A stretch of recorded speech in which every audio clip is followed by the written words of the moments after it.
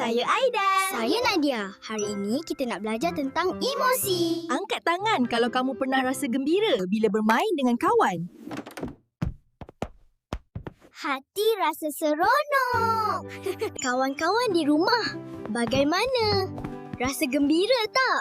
Yeay! Gembira! Nadia. Bola saya hilang. Saya rasa sedih. Tak apa, Aidan. Bila sedih, kita boleh cakap. Kawan-kawan di rumah, pernah rasa sedih tak? Kenapa mereka main bola kamu, Aidan? Itu bola saya. Saya rasa marah. Kawan-kawan di rumah. Bila tak dapat apa kita nak? Pernah rasa marah tak? Marah itu okey, tapi kita kena kawal. Tarik nafas. Lepas. Saya rasa lebih tenang. Bunyi apa tu? Saya rasa takut. Kawan-kawan di rumah, bila dengar bunyi kuat, pernah rasa takut tak?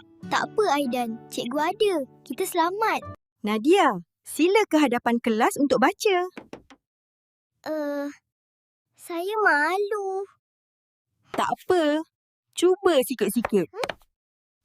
Kawan-kawan di rumah, pernah rasa malu tak? Bila malu, kita boleh cuba pelan-pelan. Kita kena beranikan diri, ya? Hari ini, saya belajar banyak emosi.